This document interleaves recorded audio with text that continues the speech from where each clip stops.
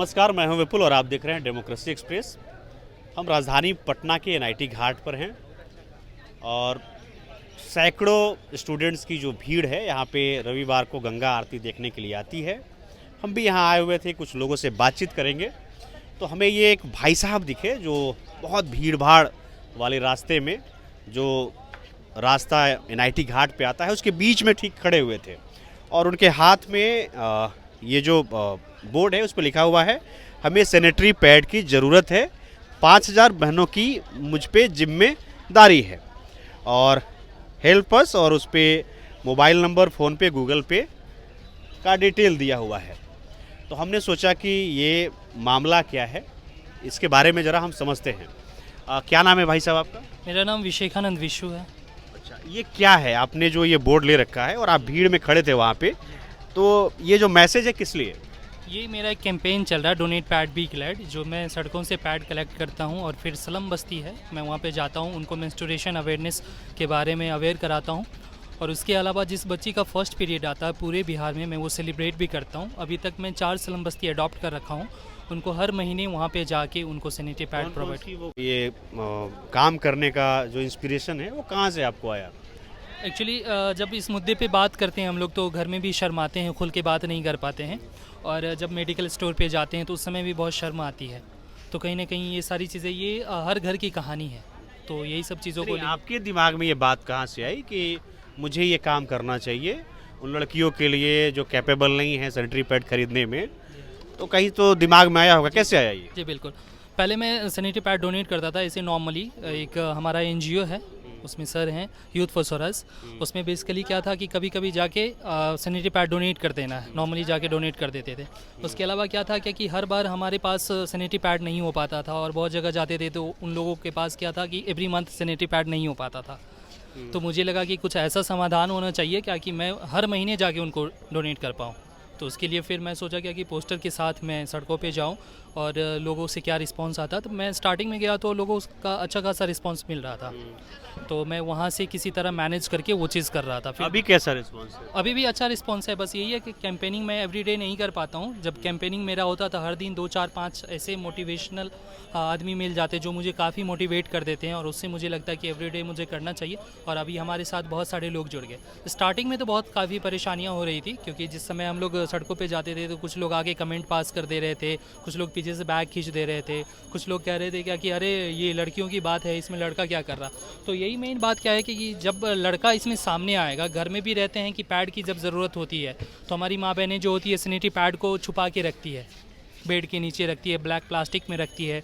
तो ये सारी चीज़ें धीरे धीरे अभी दूर हो रही है, क्योंकि जब हम पहली बार पीरियड्स डे सेलिब्रेट किए थे तो उसका भी काफ़ी अच्छा खासा रिस्पांस मिला था। तो अब तो मेरे पास कॉल्स भी आते हैं बहुत अलग अलग जगह से। तो बहुत सारे लोग कहते हैं क्या कि अरे हम अपने घर में भी बात नहीं कर पाते हैं, पीरियड्स होता तो हाइड करते हैं, आपको कैसे पता चलता है क्या कि पीरियड्स आया है और आप सेलिब्रेट कैसे करते हैं। तो मेरा बस यही कहना है क्या कि मैं हर महीने जब वहाँ पे जाता हूँ तो हर महीने मैं उनके साथ कंफर्टेबल फील करता हूँ और उनको भी करवाता हूँ। उनको पैड जब देता हूँ तो वो लोग हेजिटेशन उनको बिल्कुल भी नहीं होता। तो कभी भी आप जाके वहाँ पे भी बात कर सकते हैं कि हमारा वहाँ पे जो मेहनत है, जो चेंजिंग में जो बदलाव मैं चाह रहा हूँ वहाँ पे वाकई ये हो रहा है। तो अभी आप लोग की टीम में कितने लोग हैं? अभी मेरे पास 50+ लोग जुड़ चुके हैं और ये हमारा कैंपेनिंग में अभी आपने कोई संस्था बनाया है या फिर अभी आप लोग ऐसे ही कर रहे हैं? तो अभी ऐसे ही मेरा चल रहा है। जैसे मुझे अवार्ड भी मिला है बिहार गौरव सम्मान, पैडमैन ऑफ बिहार करके बहुत सारे लोग कॉल भी करते हैं और पैडमैन ऑफ बिहार करके रिप्रेजेंट भी मुझे किया गया है। तो अभी टीम पैडमैन ऑफ बिहार करके भी हम लोग चला रहे हैं इसी में। इसके अलावा आप और क्या करते हैं काम? इसके अलावा मैं आजीविका के लिए तो कुछ तो करते होंगे। इसके अलावा मैं पटना रंगमंच से जुड़ा हुआ हूँ और मैं फिल्म मेकिंग की तैयारी भी कर रहा हूँ और इवेंट में मैं एंकरिंग भी करता हूँ और वहाँ से मेरा कुछ जो खर्च होता है वहाँ से आता है। आप फिल्म मेकिंग की पढ़ाई कर रहे हैं, क्या कर रहे हैं उसमें आप?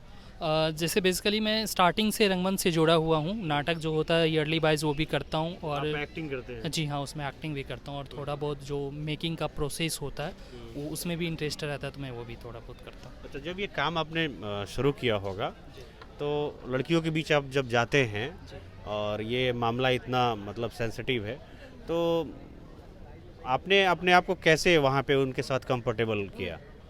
देखिए मेन बात क्या है कि वहाँ पे मुझे कोई परेशानी नहीं होती है। ये आप खुद बता रहे थे ना कि हाँ।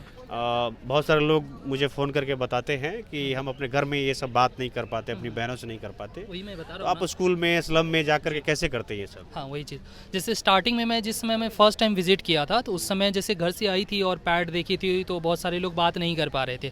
तो लेकिन मैं जब भी विज़िट करता हूँ, तो 2-4 लड़कियाँ मेरे साथ होती है स्टार्टिंग में, फिर बाद में नहीं भी होती तो वो चलता है। तो स्टार्टिंग में जैसे ही हम लोग गए थे, तो उनको काफ़ी मोटिवेट करवाए थे। पहले फ़र्स्ट गर्ल से ही करवाए थे, फिर धीरे-धीरे, क्योंकि हर महीने मैं जाता हूँ, तो गर्ल से ज़्यादा मेरे साथ कंफर्टेबल हो गई, क्योंकि थोड़ा लेट भी होता है कभी किसी महीने में, तो कॉल भी आ जाता है कि सर इस बार इस महीने में नहीं आए पैड देने के लिए।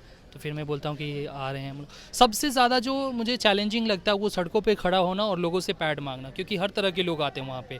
बहुत सारे लोग बहुत तरह से जज भी करते हैं, बहुत सारे लोग मोटिवेट भी करते हैं। इवन कई गर्ल्स भी आती है, वो भी कुछ कमेंट्स पास कर देती है, बहुत सारे लोग हंसते हैं। तो उस समय खुद को मोटिवेट कर, मैं एवरीडे खुद को मोटिवेट करता हूँ। फिर मुझे लगता है क्या कि अरे लोग ऐसे ही बोलते रहते हैं उनका।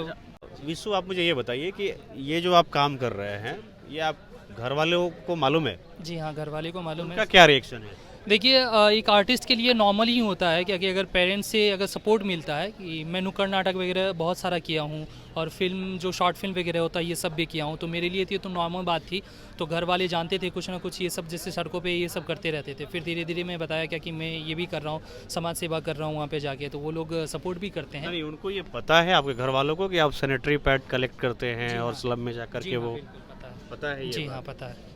चलिए विशु, हमसे बात करने के लिए बहुत बहुत धन्यवाद। ये विशु हैं जो एक नोबेल कॉज के लिए काम कर रहे हैं। पटना के स्लम्स में लड़कियों के लिए पैड इकट्ठा करते हैं और जाकर के उन्हें स्कूलों में स्लम्स में डिस्ट्रीब्यूट करते हैं।